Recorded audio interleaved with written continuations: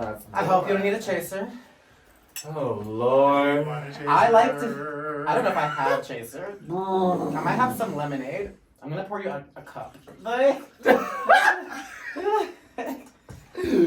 typically sip the tequila. This is why this is so fun. I know, especially for someone who definitely is more of a smoker than a drinker, so this is going to be... We'll smoke after. We'll definitely smoke a bee after. Yes, that's pretty standard. We'll go smoke on the roof. I love it. Yeah. Alright, so let me get this. Yeah. Can't be moving in this jacket. How do I look on the camera? Am I in frame? Yeah, you're okay. You guys are both in frame perfectly. Work. Alright, cool. Am I ready? I'm never ready for this. No. Yes, you are. Let's do it. I usually dress super gay for these, and I feel like I'm going like more masculine for this one. I know. I feel like I don't know what this is, but today was like I'm usually in stilettos, makeup, all sorts of things, and I'm like, all right, well. I know. I was like, I'm not gonna go to my therapist in drag today. I'm just kidding. Yeah. I'm not gonna scare them. All right, so welcome, Samora. What is your real name? Real name out of drag is Cameron. Cameron, do you prefer Cameron or Samora? Samora for this, because it just Samora, alright, yeah. Samora, and I see you have the Cash hat. I love that. Cash, welcome to the Tequila Time podcast. If you can't tell, tequila. We're gay here. First and foremost, I'll go ahead and get this out of the way. I'm the tequila ambassador of Honorè Agave. We're here doing advertisements primarily to get people to our WeFunder page. We are looking for investors so that we can fulfill our dream of being the first gay tequila company. Our mission values are gay supporting community. Mm-hmm. We're tired of gay people hating each other, and so we're trying to put a stop to that and support each other. Mm-hmm. Our second one is we're challenging traditions. I was explaining a little bit earlier before, we are not your traditional tequila company, and we are not advertising ourselves as one. As you can tell, we have a glitter label and not a beige label with a script on it. You're like, no, we're the gay one. Yeah. And last, we are made for everyone, hecho para todos. Even though we are a gay tequila company, we are literally for everyone that can bring us back love, support. We have tequila to share. So welcome to our tequila time. I'll go ahead. I like to sip my meat. If you are feeling brave, you can take this shot. We do have 3 bottles of tequila, but we'll start slow here. Cheers. Yes, very slow for me today. Whew. I love your Converse too. I was wearing mine yesterday. Thank you. Yes, as you may can tell, yellow is one of my favorite colors. I say the gold too. I'm a fan of gold. I'm kind of like, rocking silver and gold. Don't judge me too much. No, it's all good. Unless it's good. Good judgment. Good judgment. All right. So we'll start with some of the more basic questions here. And I feel like you've probably been asked this a million times, but what got you into drag? What was there like a key defining moment? Was it like a gradual build-up? Was it a boy? Well, honestly, I grew up performing from like a very young age. So like grew up in theater and then saw my first drag show when I was 18. And then was always like, this is something that's so fucking cool. Like I love this. And then I went on to do a million other things. I was in retail and all the things. And I know, right? And so then I was a flight attendant for 6 years. I got laid off during the pandemic. And then I was like, you know what? I'm going to really use this time to figure out the whole drag world. So I started everything from my closet in 2020. I was a closet queen. Oh, yes. And built everything from there. And yeah, it just that's where it was birthed, was during the pandemic. So you're more of a new queen then. You're saying 2020 is kind of like when you started to blossom. And the closet is a fun place to be. There's heels, dresses, clothes in the closet. This used to be my closet. I love. I've kind of deconstructed a little bit. But I didn't realize you were also a flight attendant, so you're really well traveled then. Yes, traveled a lot. Yeah, I'm an Air Force brat, so I've quite literally lived half my life outside of the United States, and now I'm here. Yeah. You're like, I've been everywhere. Yeah, been everywhere, and Denver's cute, but I'm ready to be back overseas. Yeah. I feel you on that. I am kind of reaching my Denver end as well. I don't know, I'm ready for something new. Yeah. All right. Yeah. And I should ask you this first. What are your pronouns? In drag, she, her. Out of drag, he, him. But so you kind of go back and forth with that. Yeah. I am definitely he, him. Yeah. I wore a dress out for the divas, and even though my dick was swinging around in the dress, I was like, no, it's still he, him. I'm not in drag. So yeah, something I should have, led with probably. Yeah. All right. And then I also know that you do a podcast, and so this is kind of new for me. I know Davon, my business partner, who's not on camera, who's still speaking. This is not new for him, but this is new for me. Like, I've kind of never done a podcast, and I feel so cheap because I feel like I should have my microphone, but we don't have those yet. No. But tell me, how did you get into that, and how has that been going for you? Yeah, I wanted to start one for the longest time, and I just felt like I wanted to take it in a new direction, kind of like speak with different entrepreneurs, and just kind of, I don't know, like, not just solely focus on drag, and really just kind of open it up to other people that maybe like identify as gay or trans or whatever, and just people that have been in the theater world and performance world. So yeah, I just like came up with the vision in like August of 2023, and then just from there really started to like map out what I wanted it to look like.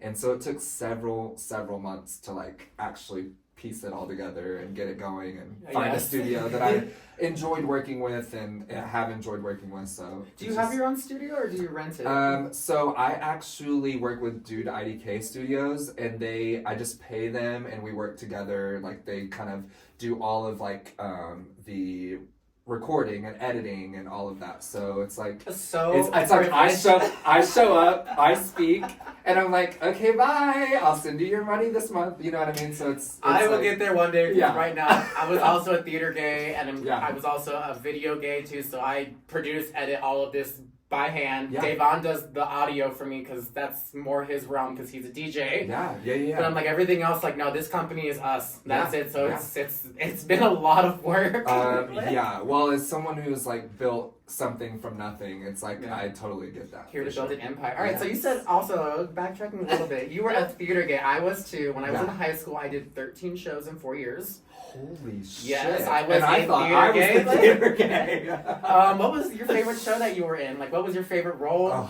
So one of my favorite movies of all time is Wizard of Oz. Oh yes. And so I got casted as the Tin Man, which is still to this day. I can see it. I can really see it. Still to this day, one of the best things that I've ever done. Like I enjoyed that role a little too much, I think. So that's probably I was the Tin Man. I was the Tin Man. I still am. A silver sleigh, honey. Okay. That's what's up. No, we actually right before I got into theater, I went to a private school in Italy, a Dodia school. Yeah.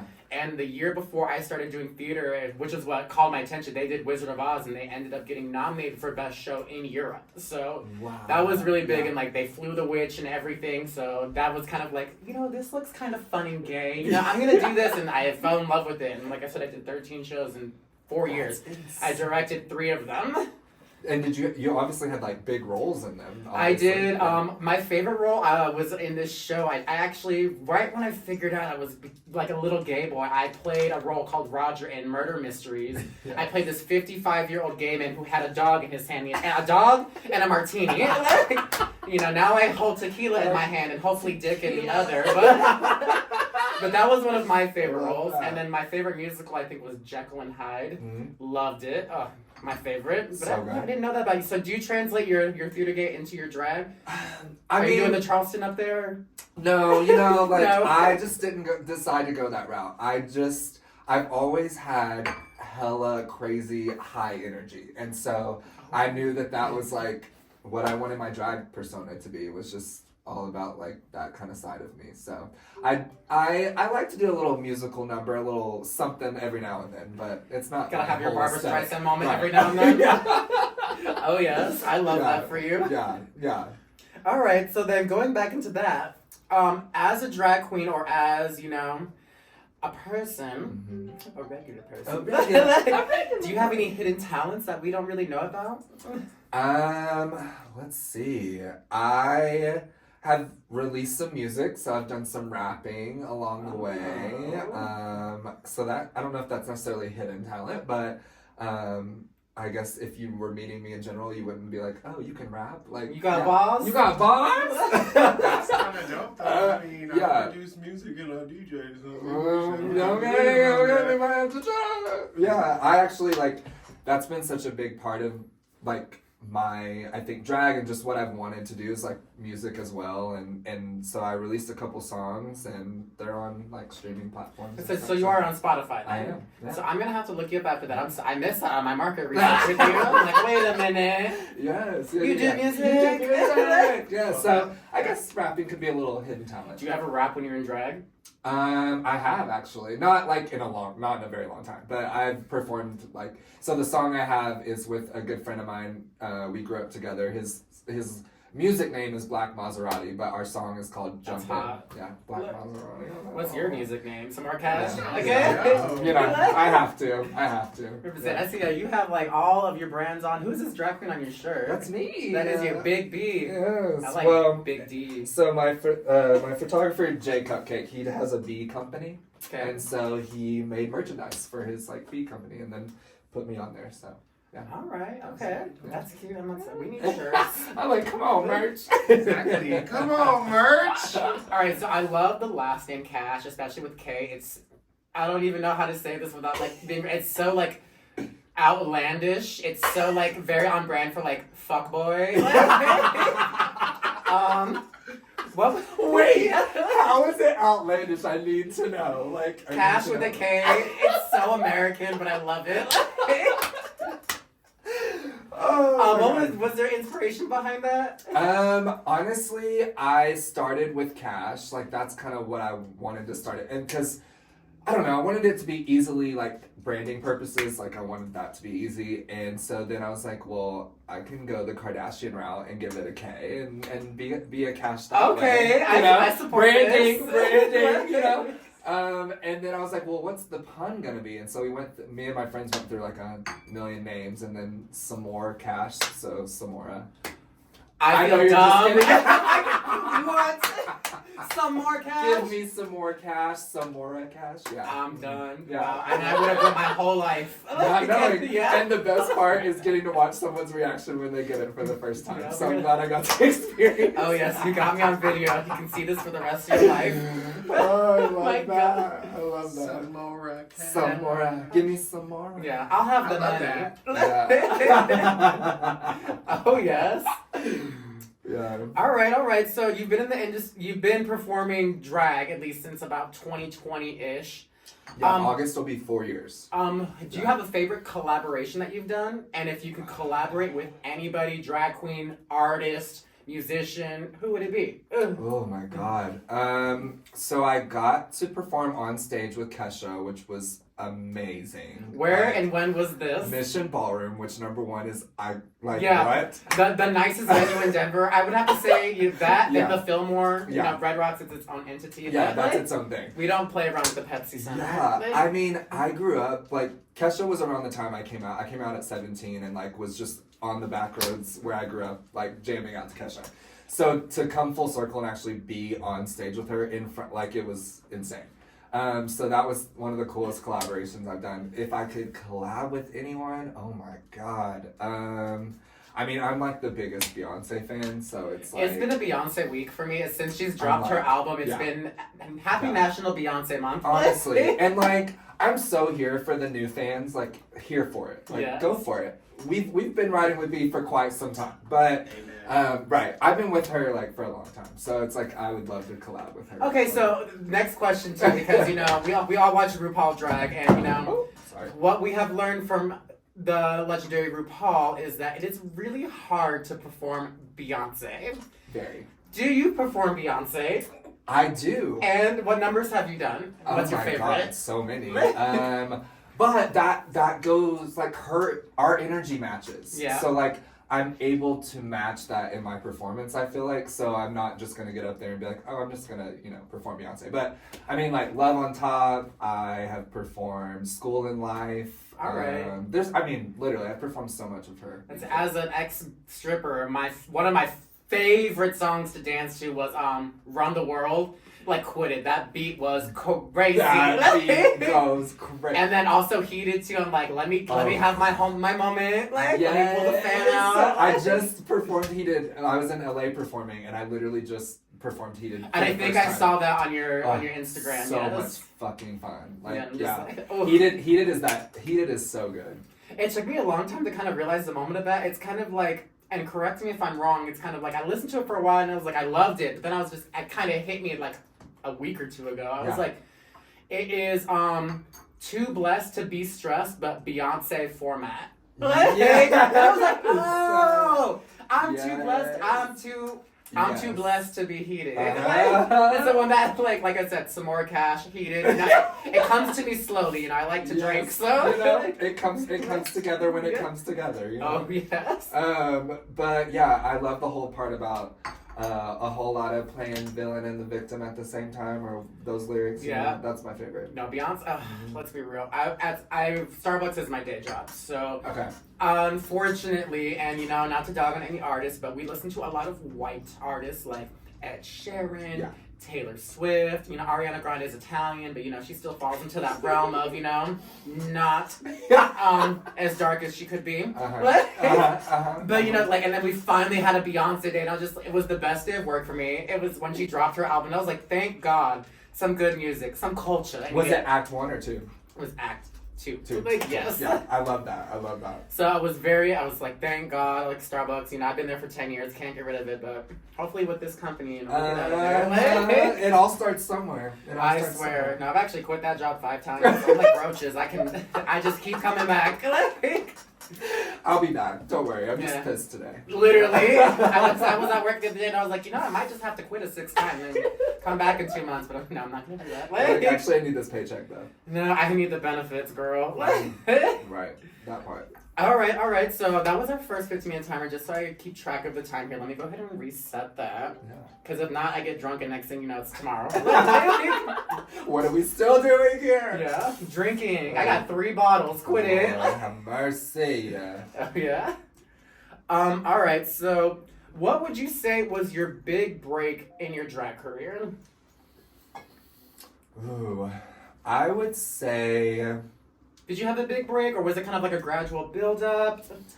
I mean, I feel like, to be quite honest, like, I started hosting shows kind of right after things started opening back up, and there was really that, like, one of those career things where it just kind of felt like I put my, like, everything into it and just kind of took off with it. So, like, I've kind of really just created my own lane from the beginning, so I don't know if there's necessarily a big break, but just a very hard focus on what I kind of wanted. It's because you're doing something different with drag, and what I have noticed recently, like, 5 years ago, everybody wanted to, and people still do, everyone wants to be on RuPaul, everyone wants to be a RuPaul queen, and it's a very, I love them, but I'm not trying to offend any queens here, but it's kind of a cut and copy paste style of queen and drag. Right. And I know a couple other people, like, I don't know if you know Alicia Winters. Yeah.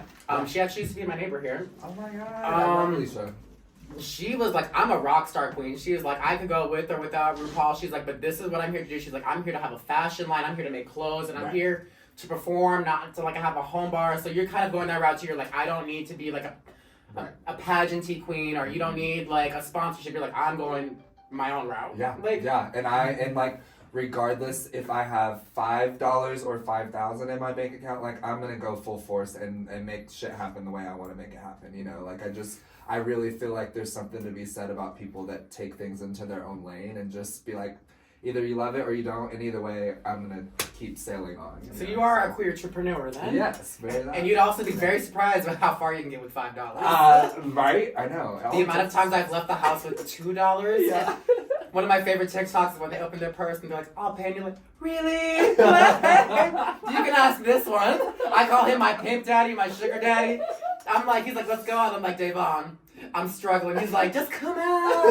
I'm just like, okay. We'll figure it out when we get there. Yeah. The gay lifestyle. A lot of people don't see that. I feel like a lot of people see us as monsters. They're like, oh, you guys are gay. And I'm like, I just have a different American dream than you. You guys want kids, a house, this, that, and third. And I'm like, first of all, I can't be bothered with children. No. Can barely take care of myself. Exactly. But we're working on it.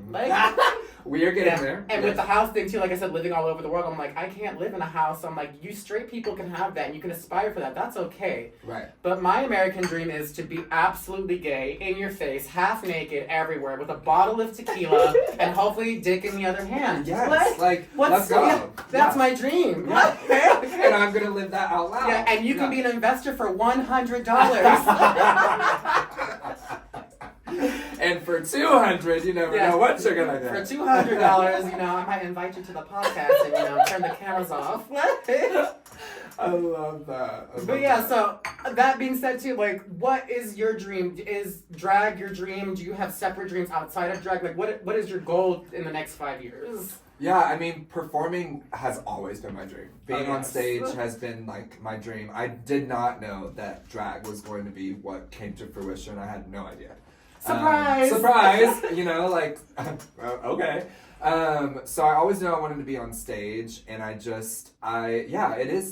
have big dreams. I do have big goals, I don't necessarily think RuPaul's Drag Race is necessarily the only way. It's a great platform. It's a great way. It's a great platform, but we're here to create other platforms too, because I'm like, it can't be the only route.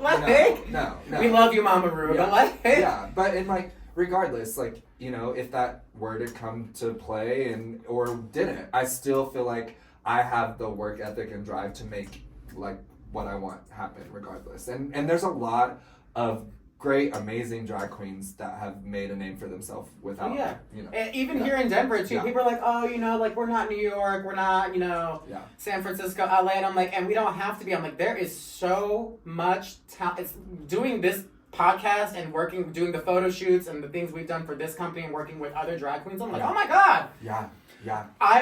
We had a meeting, so we took over marketing ourselves, just the two of us, because we had a meeting with a straight company, called something marketing. I don't want to get sued. And they were like, well, you do know that you're gonna have to have people do this for you, and you're gonna have to know actors and singers and models. And I looked at him and I was like, honey, we're gay. Who do you think is running that industry? It's us.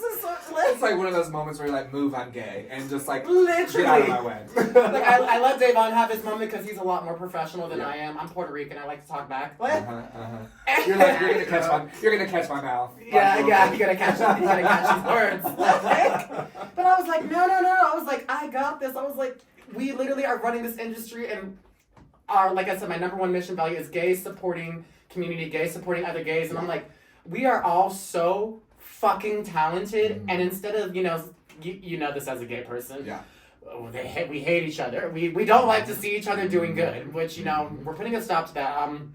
With what I've done now, I'm like, instead of hating each other, be like, oh well, blah blah blah, like you want to do drag or you want to do a tequila company, and like how hilarious. It's just like, let's work together. And so far in the 3 months that we've been in business, we've done some extraordinary things. Right.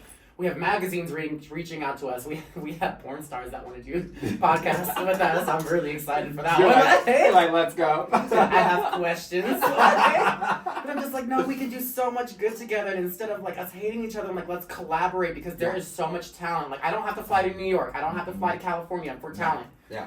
It's right here. And like I said, I'm trying with this podcast specifically to create a platform, as are you, where we like highlight each other and be like, yo, this is what we're doing. This is how we run business. Like, let's make moves. Let's make this money. Yeah. Like, this is the cool shit we do. Right. Yeah. And like, so many people are like, from my experience alone, is like, so many people are so worried about being in competition with people that they can't just allow everyone to succeed and do what they want to do. And like, it doesn't have to be that way. And some of the best opportunities come out of collaborations with people. So I've noticed that a lot with, not so much with the lesbians, but with the male gays. Everyone thinks it's a competition. You have to one up. And I think we all have to learn to kind of, stay in our own lane and, but also, like, support each other, because it's like, it's not a competition. I'm going to do things that you can't do, and you're gonna do things that I could never dream of, and I just have to swallow my pride and accept that and watch you thrive, instead of being like, well,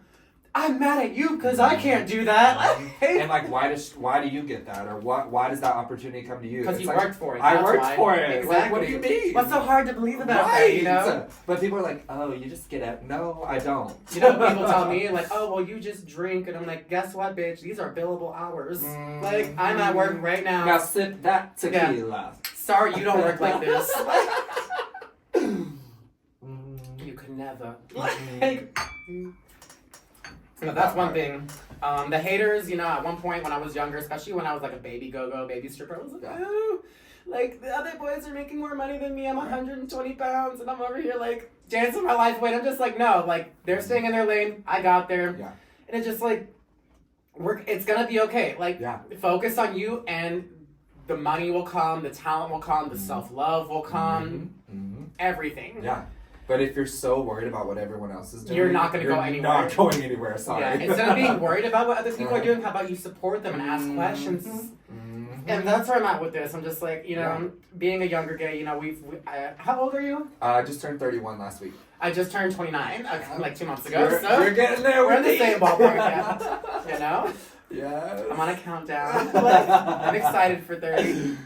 Just gay dad, it's fine. I'm just kidding. I'm ready to be. I'm ready to be a father.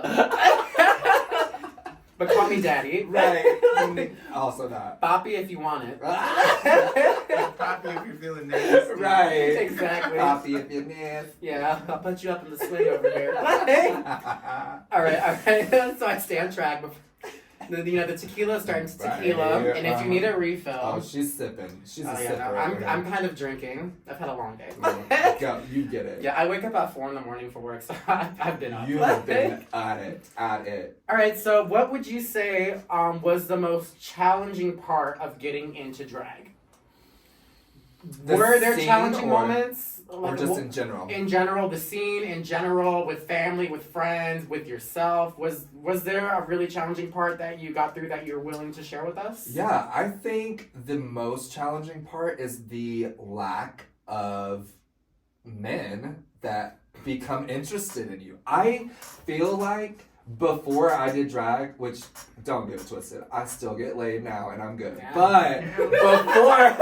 But before drag, it just, I don't know, there's been a shift. And I don't know if that's because people see you in like a public eye or what that shift is, but there's some kind of weird energy around guys and not wanting to be with drag queens or something weird. It's a weird energy. I know what you're talking. I don't know if maybe it's the that's just drag a queen or the performer thing. feminine thing. Yeah. But like I said, Davon's known me forever. I'm a gay boy. I go back and forth between my masculinity and my femininity. Like I said, usually this podcast, I'm in stilettos. I'm in a full face of makeup. Yeah. I have lashes on. I don't do makeup. I have someone else do it for me because I'm terrible I love at it. that we chose the same journey today to be like. My makeup artist is Marco. We'll link him. He's really good. He does nails too. Yes, Marco. But I'm just like, I've noticed that with a lot of boys who are like, and I hate this because people are like, no, you see this on Grindr.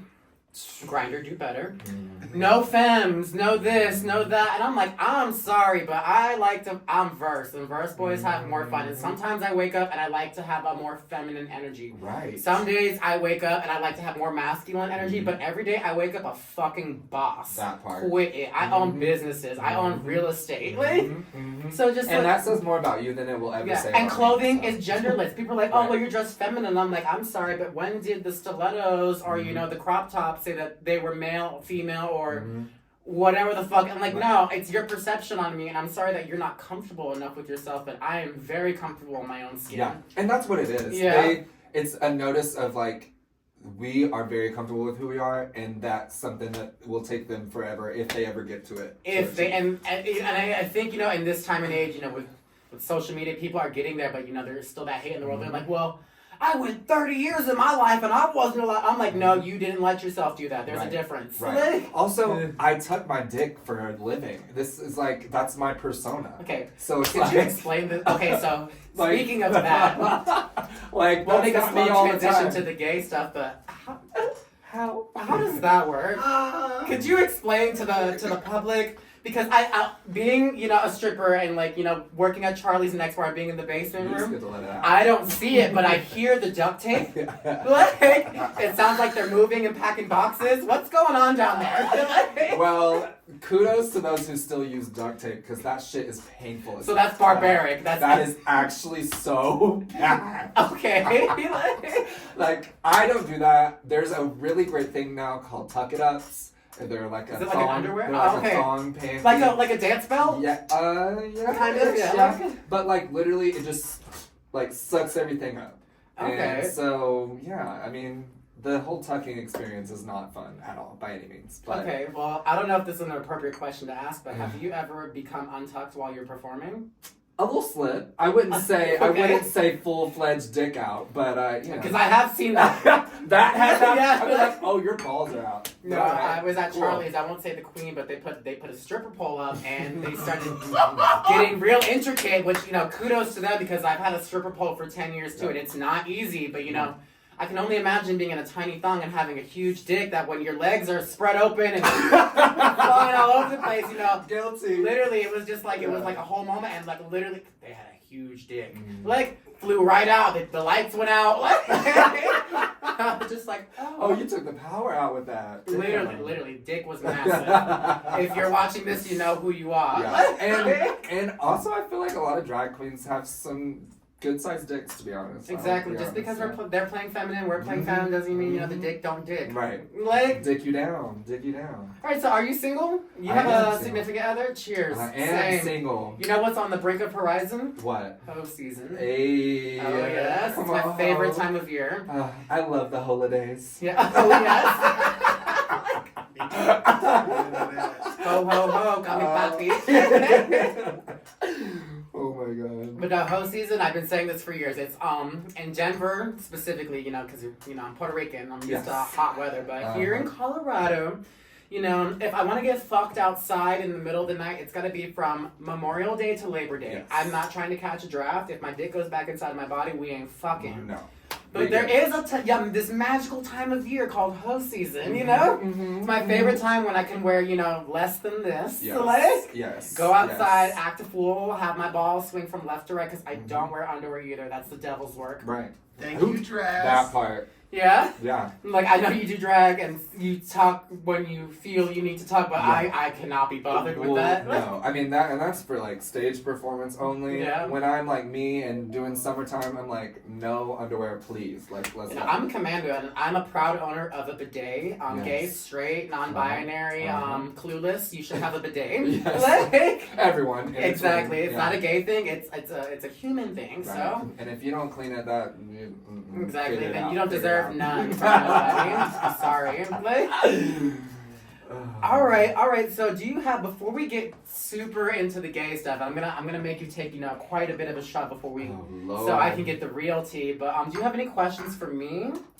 Ooh. I'm kind of reaching the tail end of my questions for you as far as your business is concerned. So, to be quite honest, I don't know a lot about the go-go world. So, I don't know, what's that like? What's the experience of just being in, I don't know. I just don't know a lot about it. So, I have seen a lot of it. I just don't briefly know. with me, I quit go-go so that I could focus on my businesses. It was... where do I start? I mean, When I was a little gay boy shot. in Italy, let me finish this. Dairy Queen up in here, don't go nowhere. When I was figuring out I was gay and I was in Italy, I was 17. I was partying since I was 15. I was in Europe. Yeah. I have been dancing in cages since I was 15. Right. It's so much fun. I'm like, why don't I get paid for this? So I came to the States, in high school. I was like, I'm gonna be a stripper when I grow up. Quit it. There's a time and a place for everything. I told my parents too, before I got into the scene. I was like, I'm gonna be a little go-go boy. I want to be a stripper. It sounds so much fun. I did it. It was empowering. I found out a lot about myself. Learned, the ins and outs of manipulation, how to get what you want, how to not get what you want. A lot of things like that. How to hustle.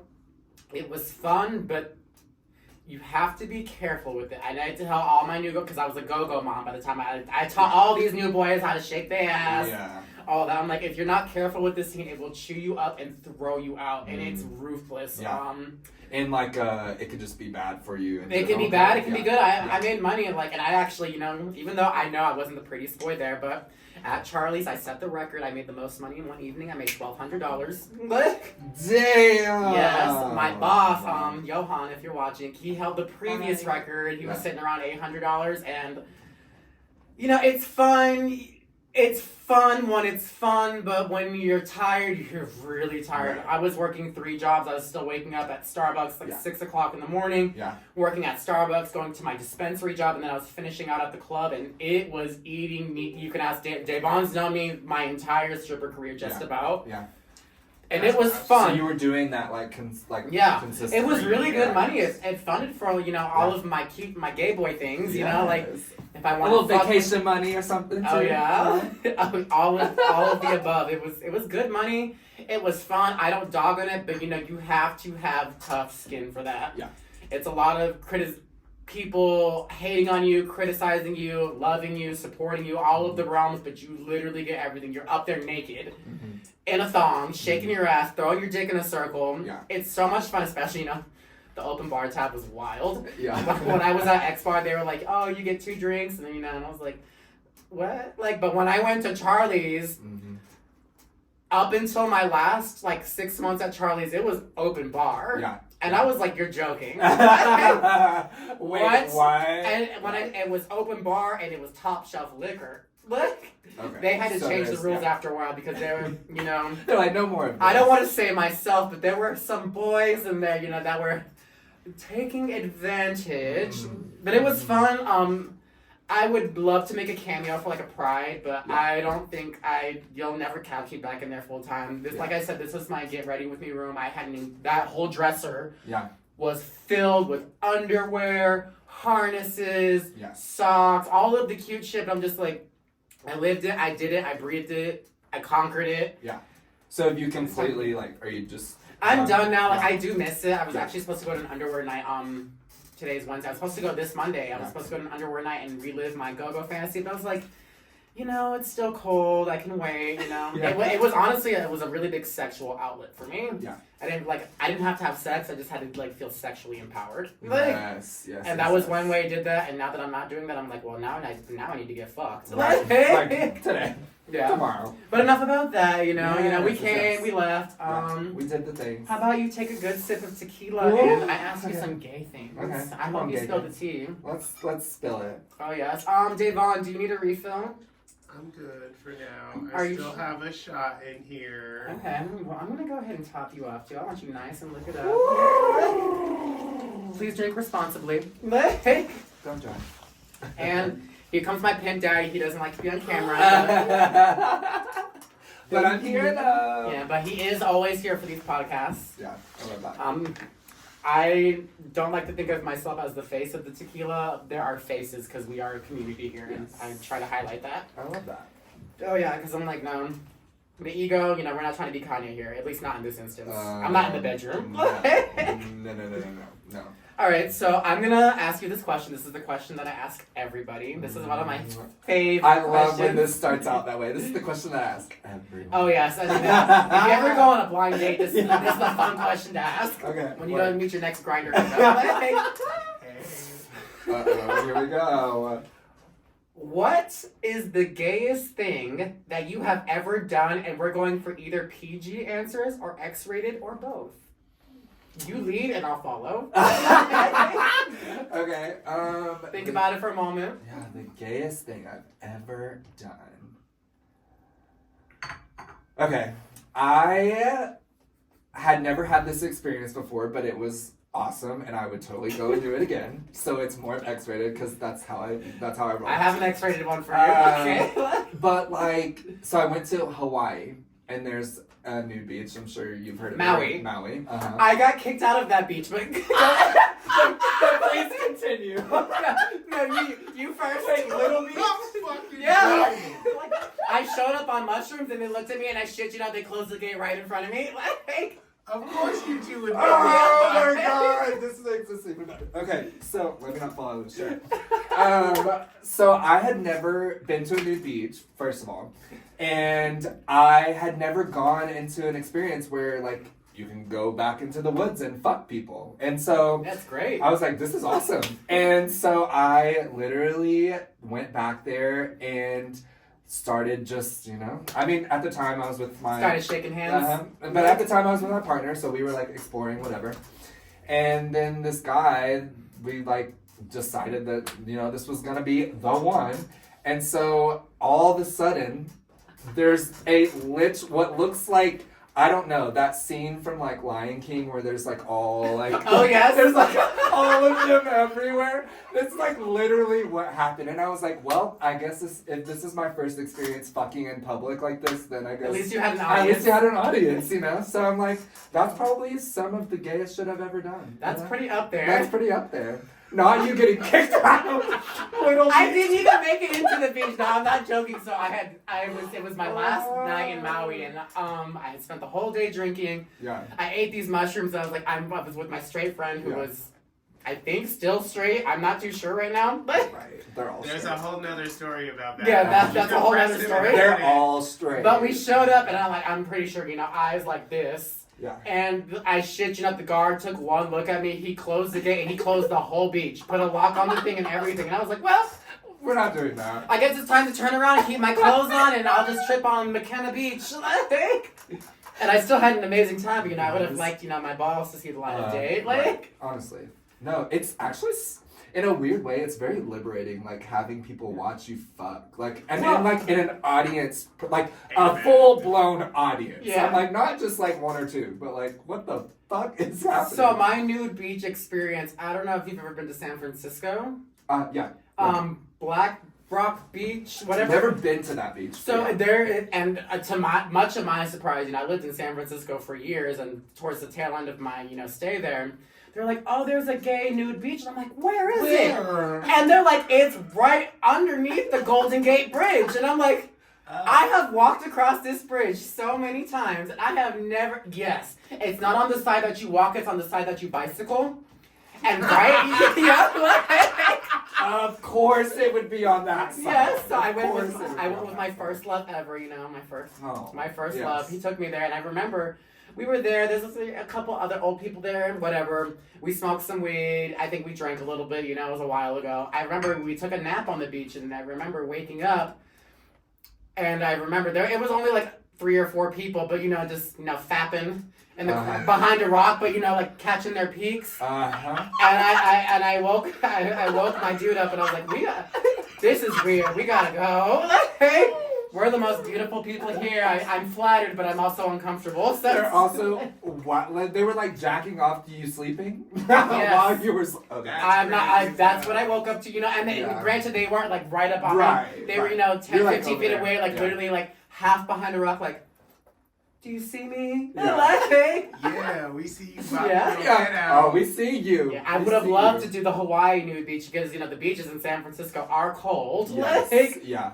But that was my experience, and I hope to one day make it to the one in Maui because Yeah. yeah. Well, I will tell you from experience, it is a great time. So you should. I believe you. Yeah. Oh yes. Okay. All right. So next question. Can you tell me a secret? A gay secret that nobody else knows yet that you're willing to share on this podcast? I gotta think of one because I've already let a few go in my past podcasts. A gay secret that no one knows yet. Oh, this one's gonna stump me up. Stump me up. Well, to jog your memory, like what I said for my last podcast was not a lot of people know this about me, but they do now. I lost my oral virginity at a church in Venice while Mass was happening, so, Thank you, Jesus. Thank you.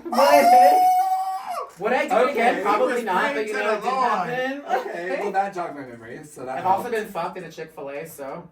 Come on, gay chicken. You better get that 2-piece and a biscuit, bitch. I better get the 12-piece. They're also like, wrong restaurant, bitch. I'm like, yes, I know. Yeah. Okay.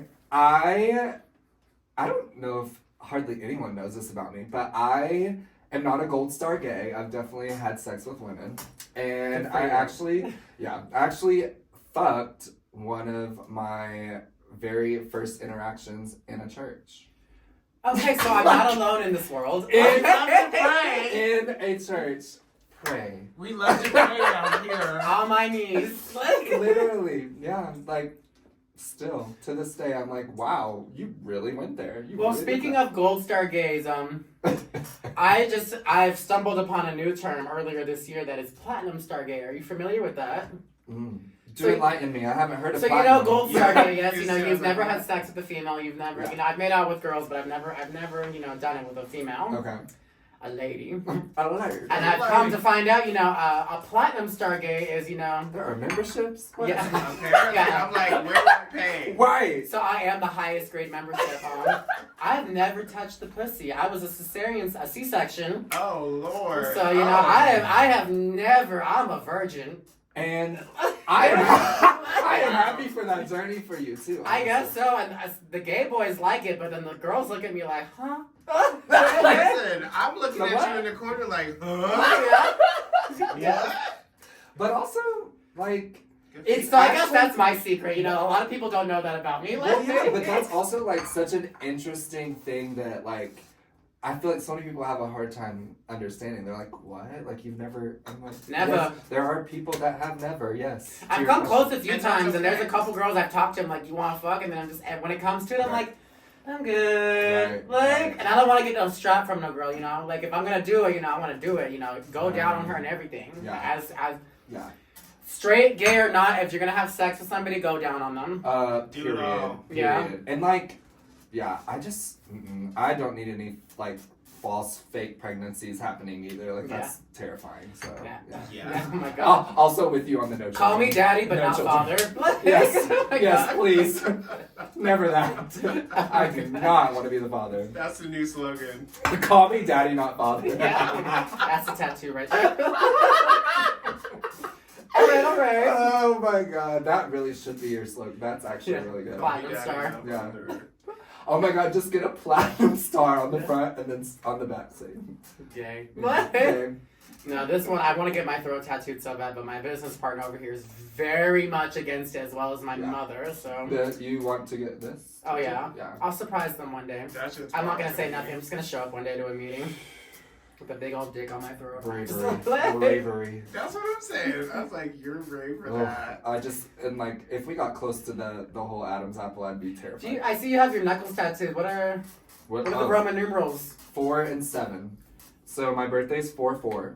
Okay. So my lucky number is always. So been you 4. just had a birthday. You weren't Just joking, Or like Yeah. literally last Thursday. Yeah? A week tomorrow. Yeah. Yeah, she said that Yeah. in messages, and I was like, happy Hey, birthday. thank you. Yeah, so literally 4 and 7 are just like my lucky. They've always just kind of been those numbers for me. Okay. I'm kind of like weirdly into numerology. Like I just love numbers. So I don't know. Some people Alright. get it, some people don't. So I have mine here.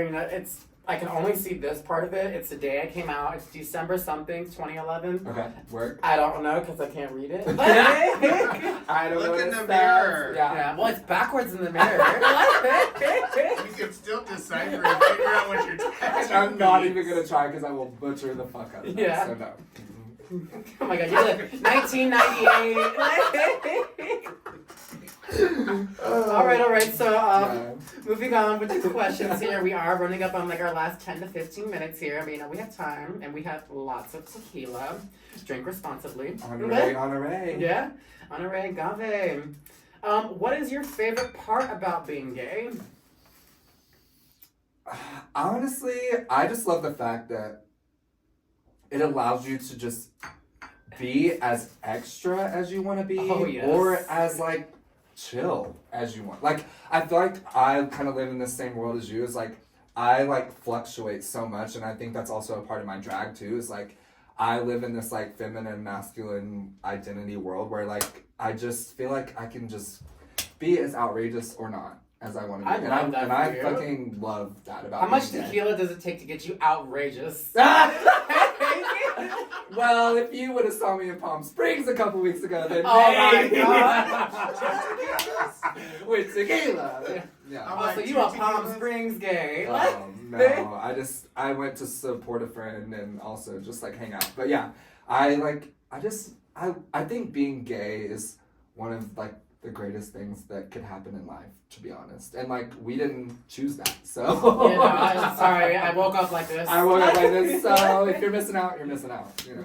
But- Yeah, I'd have to say that too. Just like Oh God, I can be so extra and so outrageous. Yeah. I co-sign that. You're like, Yeah. that tracks. My business partner, as wild as he's seen me, we're still business partners and good friends, so that's good. That is really good. You gotta But keep yeah, each other in check. Yeah, just like, I can keep it mellow, cool, tame, act macho, machismo, keep it straight, like, Right. or I can go and it can be absolutely fucking fabulous and blow everybody out of the water. Like, Right. And I love that. The worlds of that, amazing. Yeah. I love that too. If you could change anything about the gay community, what would it be and why? I have a pretty steady answer for this. I've said this in most of my podcasts.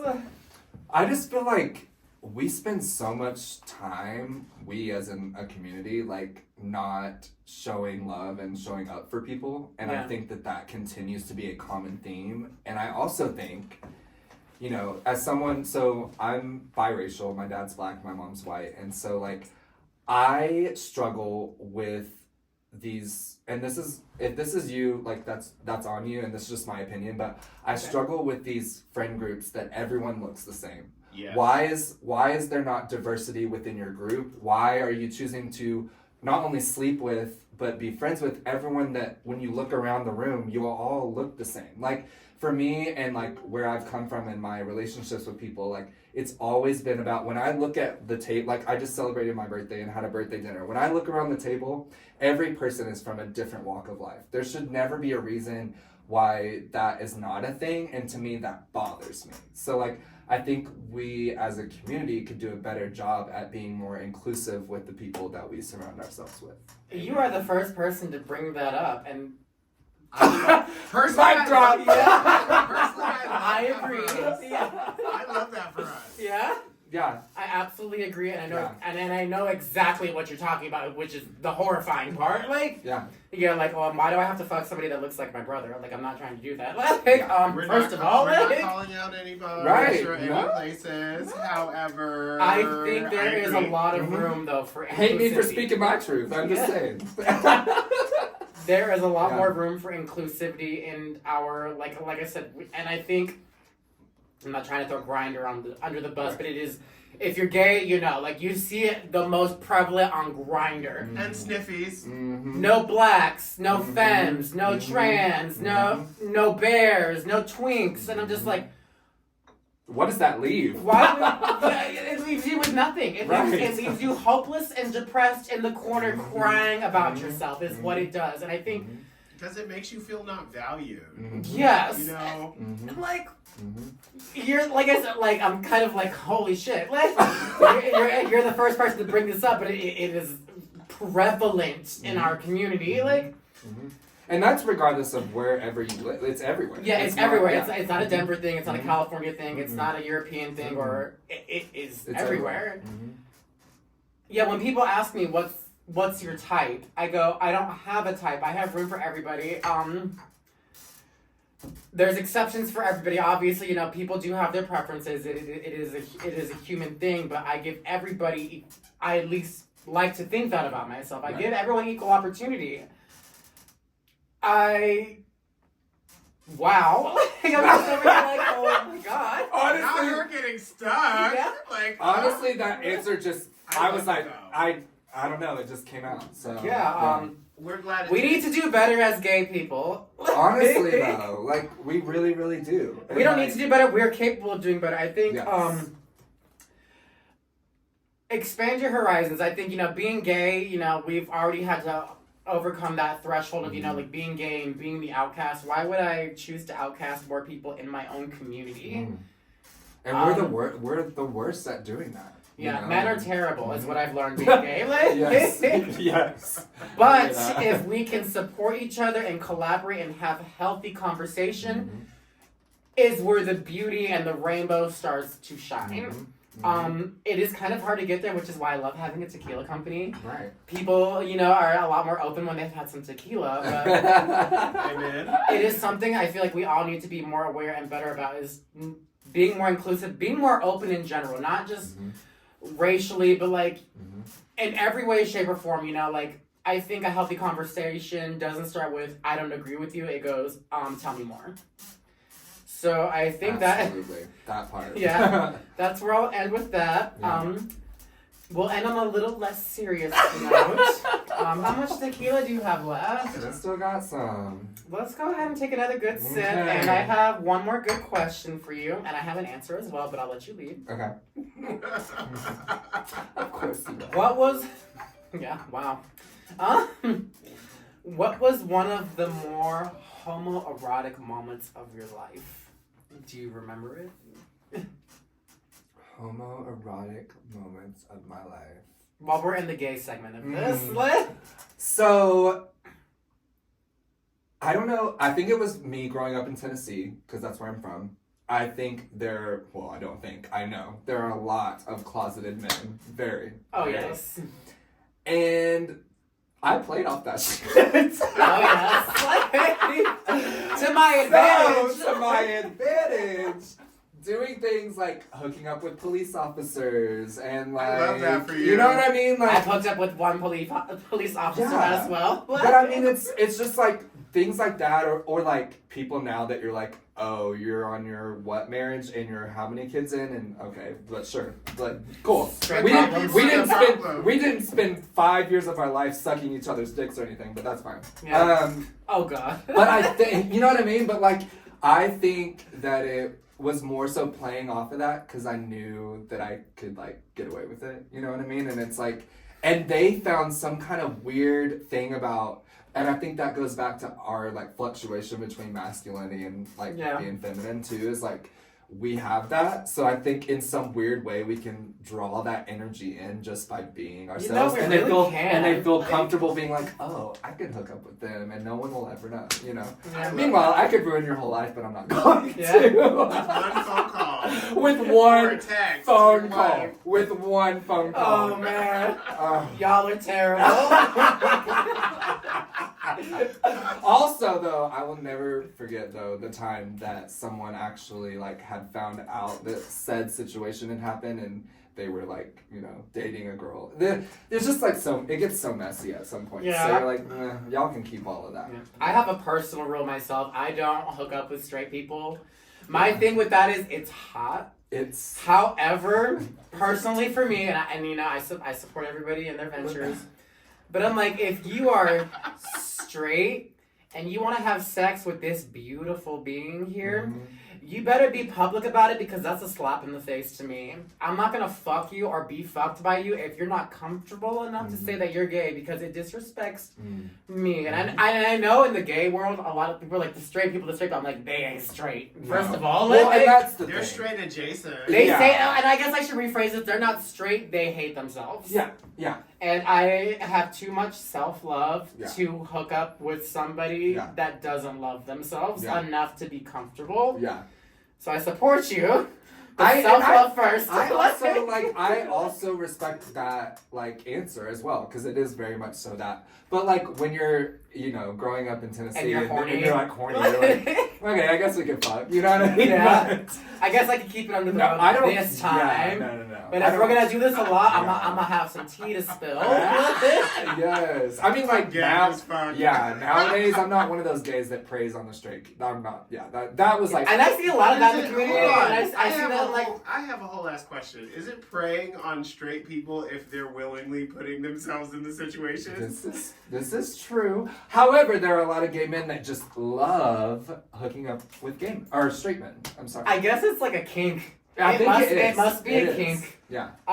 We don't kink shame here. I'm not. Peter kink. Yeah. Yeah. Yeah. Do that. I mean, do that. I'm Sure. gay, but I have a straight. But they're kink. also not. It's a They're breeder also kink. right. I'm like they're also not Sometimes. straight. Yeah, exactly They're that part not too. I'm just like. Okay. When you're, I'm sorry. I think if I ever did hook up with a straight guy, I'd be like, when they're inside of me, or if I'm inside them, I'd be like, you still feel straight? Tell me, look me in the eyes. Straight to the bed. Yeah, you still straight. How straight you feel now? Yeah. You know? Yeah. I feel pretty like this. Right. Look. Right. Um. But I think it also goes back to that same fact of like, they will never be as comfortable as we are. So. Yeah, and I think, we kind of have to be the role model for that. Just like, it's okay to feel comfortable in your own skin. It really is. It's just like, you can be straight. People will talk shit about you no matter what. You can be straight and get fucked still. Pegged and all of otherwise. it. Yeah, I told my dad, I told my mom, I was like, you should go peg dad. The looks on the both of their faces. Like what? Yeah, my mom looked like she did it before. My dad looked horrified. Excuse me. Chances are your mother has probably. I hope so. For both of them. Oh my god. This one's like, I hope that's good for your relationship. Yeah, they've been married for almost 30 years. Shit. Yeah, I hope y'all have done something. For real? Extracurriculars. Yeah. All right, so I guess I'll answer that question. So that was one of your more homoerotic moments of your life. Yeah, I guess. Yeah. Mine was definitely I go to Colorado Health Network.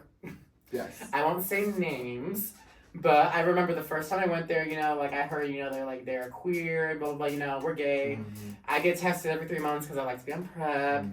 Hi. Hey. So I go to this new doctor's office. I had never been there before. I had just left Kaiser because they did me very dirty. That's in my other podcast. But I remember, it was peak hoe season. It was like mid-July or like early August, something like that. It's like hot. So I am dressed like a hoochie hoe. Like one of the one times I've ever worn underwear out, like I'm in a jock strap, like Christina Aguilera with my jock strap up to my waist. I'm in shorts that cut off 3 inches below my dick. I'm in a crop top, I'm in Gucci cologne. Like I'm in stripper mode in the middle of the day. And I'm sitting in the doctor's office like this, looking at my nails. I'm like, when's this fucking doctor gonna come in? Whatever. Bitch. Gay doctor. The sexiest doctor. The sexiest doctor I have ever seen in my life. You had a full porno moment. Yeah, I did. I really did. I'm sitting there on my phone on TikTok or Grindr, probably next. He walks in and I'm like, hello. I had my physical, because it was my first visit. He goes, all right, so I'm going to need you to take your pants off. And I'm like, okay. I take my clothes off, I turn around. He puts his finger in my butt, takes out, and he goes, well, everything looks great. And I'm like, thanks. Thank you so much. I tried. He kept it very, very professional, but in my own mind, it was. I was losing. My dick could have flown off. I was like, I have never in my life been in this situation. I felt like I was on the casting couch. I was on the bed with the paper over it, ready to go. So that absolutely was one of the highlights of even though we didn't fuck her, he was very, very professional. No names, but extremely professional. But smiling with his beautiful smile and oh my god, his gorgeous face and body. You were like, this could go down. It's not going to, but it could. I'm sorry, but can I cancel this insurance so we can fuck? Because I'm over here is this happening? Where's the camera? No one's gonna believe me. Hi, gay. You're also we can be very quiet. Yeah, no. I'm Puerto Rican, I'm loud. You're no, actually. I tell everyone, I'm like, bitch. There's his hottest. And he doesn't work there anymore. I have a new doctor.